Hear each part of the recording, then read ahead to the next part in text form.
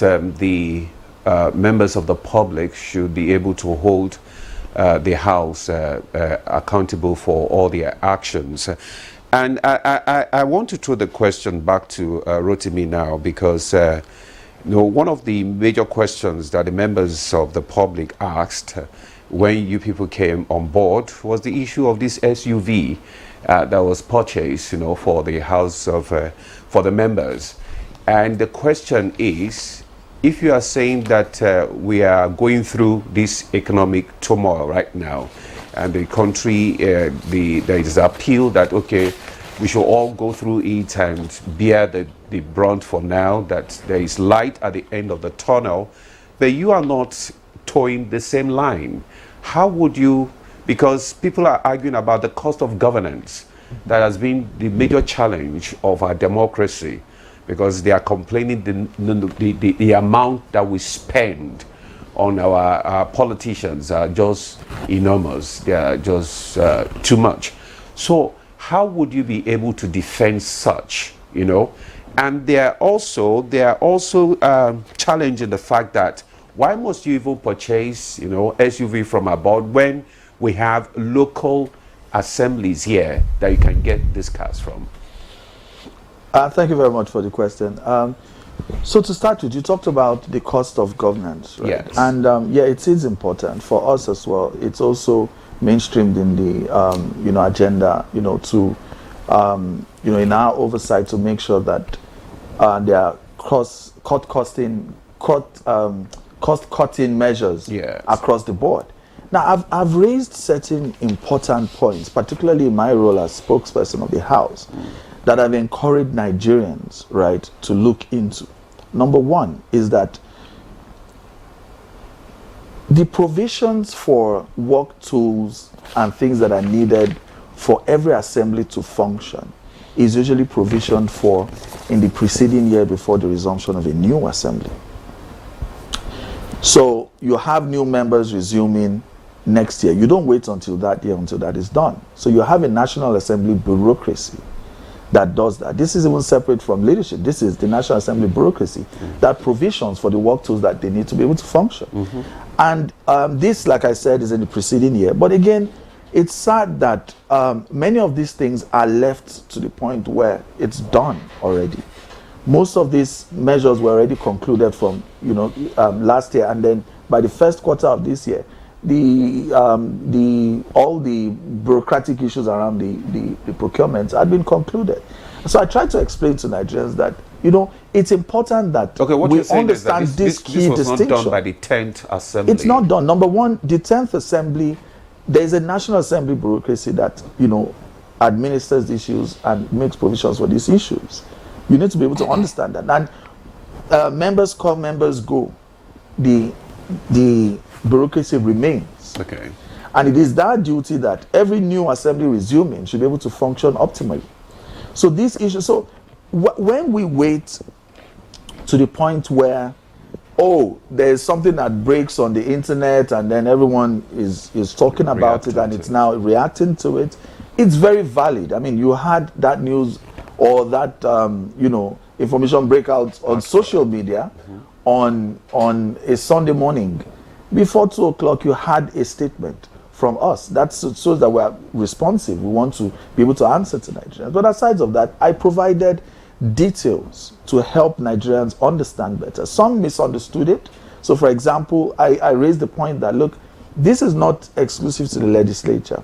It might sound as though, everybody is doing it, we're doing it too. So that's not the point. What I want you to clarify is, you said they make arrangement for work tools. Yes. How is that kind of SUV a work tool? So I'm making all these points so that you can understand. So to start with, it's not a Me Too thing, right? But so that you'd understand that even in our activism, because I've been on the demand side of governance as well, in terms of activism to hold government accountable. And I'm saying that, look, these are the areas you need to look into.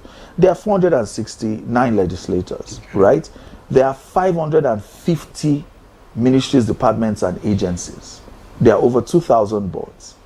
All of these institutions, all these entities of government, of the executive arm of government, procure vehicles almost every year. So we're not saying it's a Me Too thing. So let's get that point first of all. Yes, we want to hold government account, but spread your drag. Then let's understand what exactly it is that we have as a situation. So that's number one. Number two is you talked about the issue of made in Nigeria vehicles, right? And yes, I've raised the point that there is a national automotive policy that came on stream as at May 23rd of this year that basically states, I think the provision says something around trying to encourage locally assembled vehicles and all of that. And, you know, beyond when you say made in Nigeria vehicles, it is our objective as well to also be able to encourage and oversight the federal government to ensure that greater percentages of even what we call locally produced vehicles. Most of these vehicles come in as is it SKDs or CKDs or something, where it's almost done, right? It's produced abroad, it comes in here and then to be assembled. And then, you know, what we even want is greater backward integration to make sure that more parts of the vehicles actually be done within the country. And there is an opportunity, even though we missed that opportunity in terms of the National Assembly, and we would have wanted to own that badge. Personally, if I was in the room where those decisions were made, right, we would have wanted to say, look, how do we ensure that locally made vehicles? But if we miss that opportunity, there is an opportunity as well. And I think that it's a challenge to the National Assembly, the 10th Assembly at this point in time. There is the budget coming up, right? We're expecting the appropriation bill for 2024 coming anytime soon. We're going to be oversighting the executive over the next 4 years. It's important that we also be able to hold the executive to account. And in this point, we need Nigerians. The same energies we've used to criticize the legislature, which we've taken on, right? We've taken that on very well. That look, if we had the opportunity, these are some of the things perhaps we'll do differently, especially that point about locally produced vehicles. But there is also the opportunity to hold the executive to account. There are going to be hundreds, perhaps thousands of vehicles But the that are going to be born, but within the next year. Okay. But if I can make a point just real quick. Before I interject. Yes, because, you know, there's a broad spectrum of this content. And it's very valid. The country at this point in time, it's extremely difficult. There's a broad spectrum. So some are on the extreme that, look, vehicles are not needed, you shouldn't buy vehicles. Some might say, okay, yes, you should buy vehicles, but you should buy made in Nigeria ones, you know, and all of that. And then some even say that, okay, what happens to the vehicles that were used in the preceding assembly? Yes. So the point about it is that eternal vigilance is what's important. Like I say to people, you don't wait until an assembly has wounded down, right? And then you bring these issues up. It's important. Honorable Akin, there is a policy. Are you intending to correct such? Well, it is not just about us, and it's not, but there is a policy on the boarding of vehicles, right? Which allows that every public official that has used a vehicle as an official vehicle over a period, after 4 years, right? With depreciation and all of that, you know, there are some accounting principles that are put in place to be able to say this value, if you want to go away with it, this is the value. And if you check well, there are perhaps a number of members that said, well, this car, I don't think it's worth it, I don't want it, and they walk away.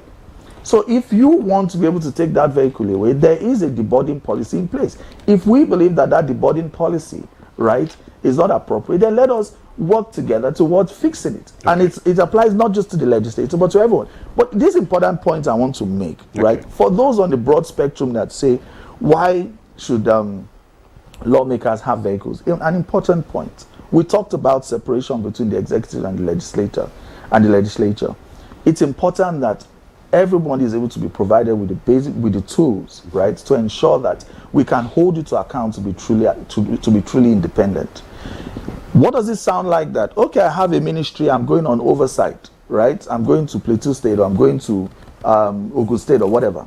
I have to call the ministry that I'm going to oversight to say, please, could you provide vehicles to us to meet us and pick us up? Of course, any executive will be happy to do that. But you are compromised ab initio even before going on such. So it's also important to leadership to be able to say, look, we're going to hold everyone to account. And, you know, Right Honorable Ambassador Junior has made that clear, that separation between the executive and the legislature is very important to us. You've been given the tools to be able to function independently. So we want to see that independence from the executive. Honorable Akin, yes, you see, there's a school of thought that, you know, concerning why members should not have cars, or why they shouldn't, you know, be getting cars, you know, individually. Instead, the House of Representatives as a body can have cars, and then if someone has to go somewhere, a member, then the transport unit or whatever takes the person there. Besides, your duty. Let's just look at it now. A civil servant is employed. Do they give them a car? No.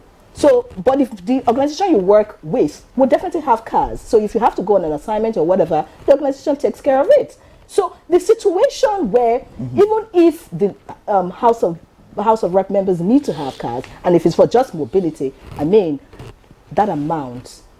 There are cars for 2 million, 3 million, and you take it to your destination. Anyways, but let's quickly get to I think you should give me the right to respond to that. Okay, all right. Because you did mention that people are employed in the executive as well. At certain levels, vehicles are provided for them.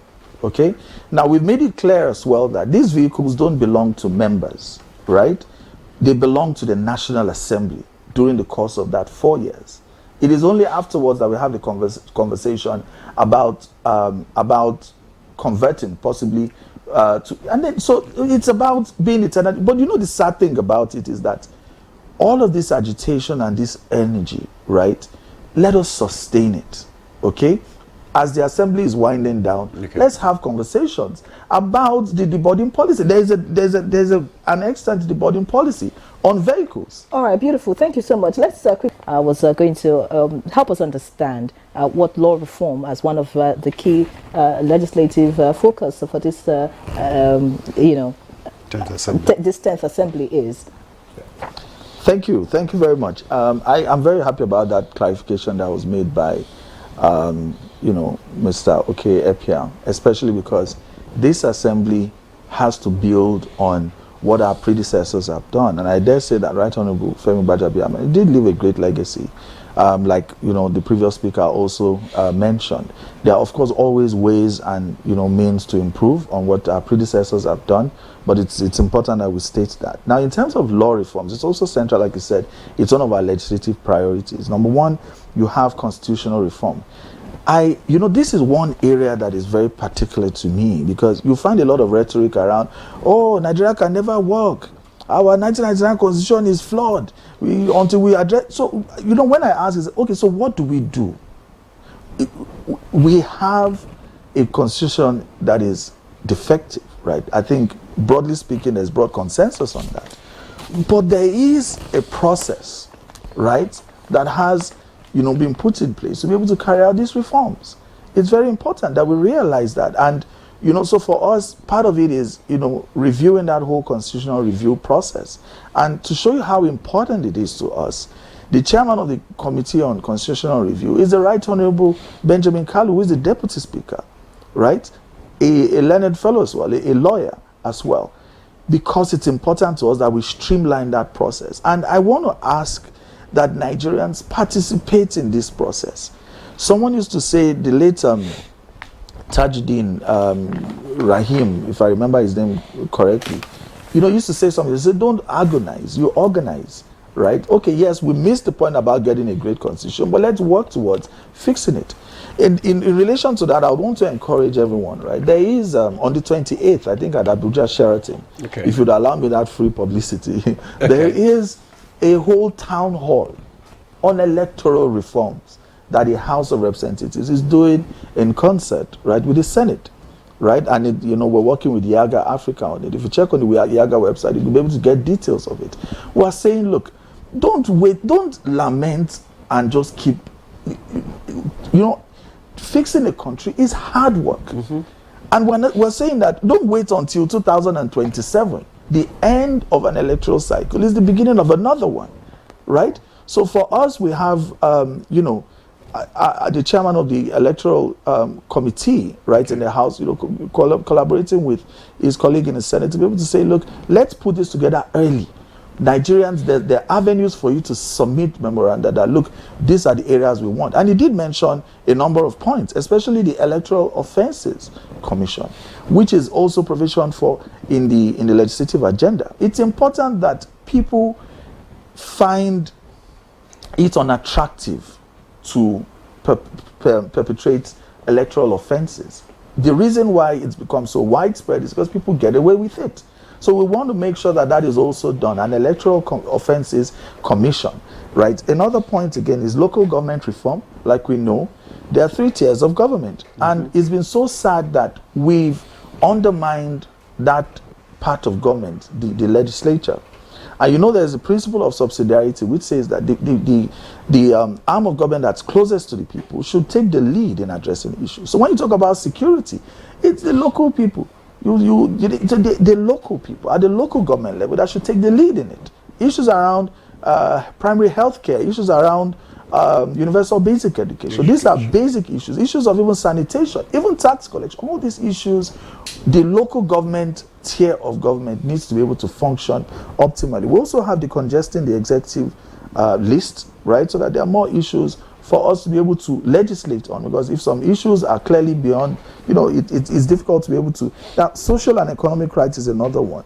Judicial and just legal sector reform, and then electoral reform. The process that produces our leaders is very important. There are so many issues. We've looked at issues around even equity, equality, right? Gender participation. To be honest, I'm not very happy about the numbers of women in parliament. It's just too few. Well, I'm not happy about it, to be honest. Well. Is that from your heart, like?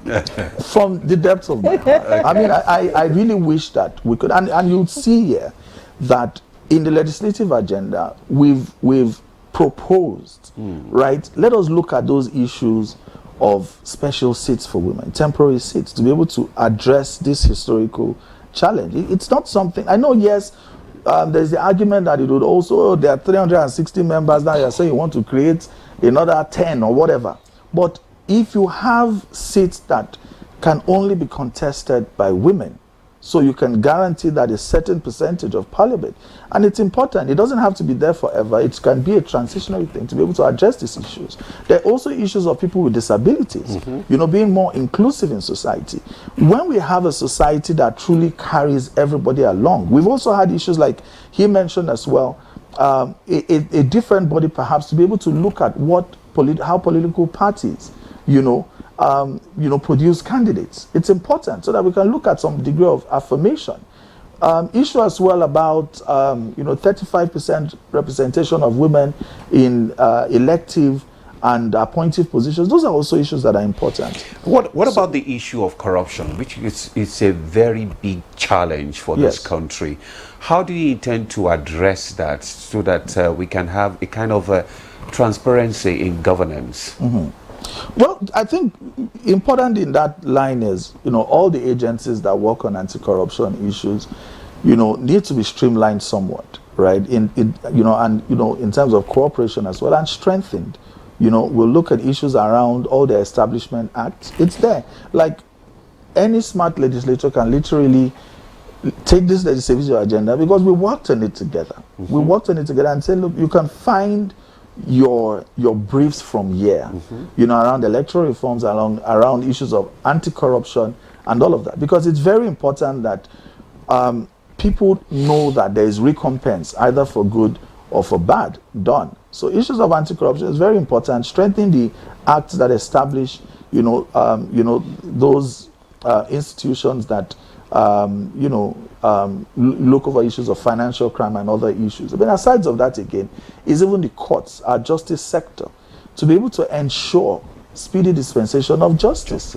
Right? And, aside of that, you have issues of the whistleblower bill, for example, that is also coming for reconsideration. People need to be protected. People need to know that if I see something wrong, I can escalate it through open channels, through channels where there's confidentiality and I'm protected, in whatever happens. So there are all sorts of legal reforms, constitutional reforms that's enshrined here. And I want to encourage everyone particularly that, look, try to get a copy of this.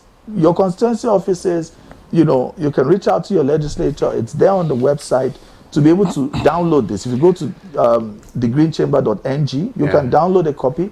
This is something that everybody should be concerned about. This is going to guide our lives over the next 4 years and even beyond 4 years, whatever we do, into the future, right?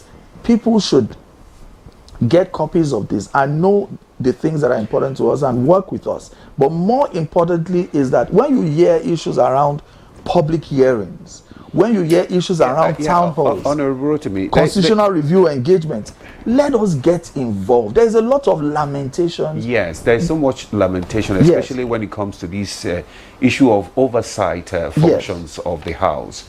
Because a lot of Nigerians believe that the members, they don't actually, do this carry out these their oversight functions. What they do is that they just go to the ministries and the parastatals to strengthen them, and once they are settled, and that's it. That is why most of these agencies and government parastatals are not functioning, because if the House, they are actually doing the work of the oversight, will have more, productive and economic, will not be like this. So how do you intend to correct that notion? Because, you believe that the oversight function is very paramount. So how do you intend to correct that notion in this 10th Assembly? So to start with, I'm happy you mentioned transparent. I'm happy you mentioned it's a notion, because a lot of these things get out into media and into social media, and it's unfortunate because it's reinforced over time without being validated by you. Tell us. I chair the House Committee on Media and Public Affairs. I'm happy to get any details that we'll take up with leadership. There's an Ethics and Privileges Committee that anybody can report any erring member to. And then aside of that as well, is that enshrined in the legislative agenda is the strengthening of committees, right? The capacity of committees, the bureaucracy, the clerks, those that work with us, to ensure that they have, number one, the tools, and then number two, the capacity to be able to work with legislators to provide this oversight. I think it's grossly unfair. Again, I think that there's a lot more work that we have to do in communicating what we're doing, because where there's that lacuna, people fill it with all sorts of insinuations. That is the thing. Like the average legislature is distributed. You mentioned that we have 3 constitutional roles: R for representation, O for oversight, L for legislating or legislative activities, and then there's another one, E, which is empowerment of your people. So that's ROL. That's a Nigerian creation. So you have the average legislator, distributing his time and resources over those 4 critical roles, because those are the roles that you're going to be assessed by your people. You understand what I'm saying? So at every point in time, you're looking what is going on here. Are my people being represented? Oversight. You're in committees. Most weekends you're off on one oversight or the other. We don't talk enough about the pressures, right, on legislators, right, in terms of their health, mental health, and even physical health. The kind of pressures that come from constituents being able to answer to people. I had someone call me the other day at 1 a.m. in the morning, and I picked up my phone like, this has to be an emergency, and it was a woman, and she went like, look, her son just died. And at that point in time, I was broken. All and had your constituents have your number?